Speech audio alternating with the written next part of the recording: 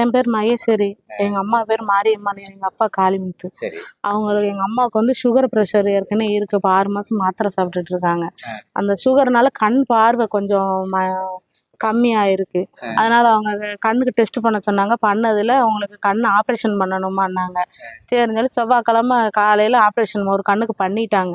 பண்ணிட்டு புதன்கிழமை செக்அப் பண்ணும்போது இன்னொரு கண்ணுக்கு சுகர் வந்துருச்சுமா, நீங்க இன்னொரு கண்ணு பண்ணணும்னு வியாழக்கிழமை இன்னொரு கண்ணையும் பண்ணிட்டாங்க. பண்ணிட்டு வெள்ளிக்கிழமை வீட்டுக்கு போங்கன்னு சொல்லி வெள்ளிக்கிழமை டிஸ்சார்ஜ் பண்ணி அனுப்பிட்டாங்க. திங்கக்கிழமை வர செக்கப்புக்கு வாங்க நீங்க அப்படிங்கும். நான் அம்மா வந்து செக்கப்புக்கு வந்தோம். அப்பா வரல. நாங்கள் 2 பேரும் செக்கப்புக்கு வந்து காமிச்சோம். நீங்கள் 2 நாள் பெட்டில் இருக்க வேண்டியது வருமானாங்க. எதுக்குன்னா நரம்புலாம் புண்ணாக இருக்குமா, நீங்கள் 2 நாள் இங்கே இருங்க அப்படின்னாங்க. சரி இருக்கோம் அப்படின்ட்டோம். இன்னைக்கு நேற்று சொட்டு மருந்தெல்லாம் வேற மருந்து கொடுத்து அந்த மருந்து வேற மருந்தே நாங்கள் போட்டோம். நேற்று போயிட்டு இன்னைக்கு செக்கப் போகும்போது நீங்கள் இன்னைக்கு 5 நாள் இருக்கணும்னாங்க.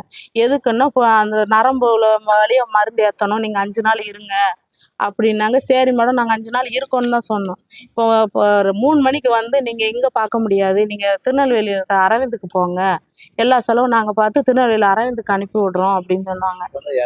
இங்கே டாக்டர் தான், அவங்க பேர் தெரியாது எனக்கு, ஆனால் கண்ணுக்கு பார்க்காங்க தான். அவங்க காலையில் அம்மாக்கெல்லாம் செக்கப் பண்ணவங்க தான் பண்ணாங்க.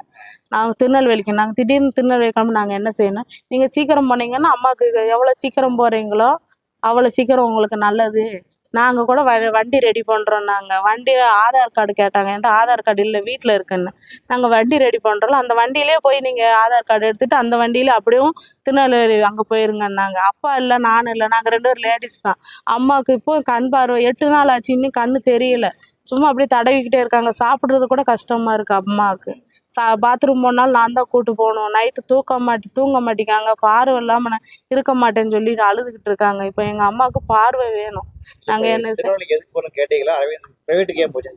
அது இது லென்ஸ் வச்சது பக்கத்தில் ஏதோ வெளியில் ஏதோ படர்ந்த மாதிரி இருக்கான். அதுக்குள்ளே மிஷின் வந்து இங்கே இல்லையா.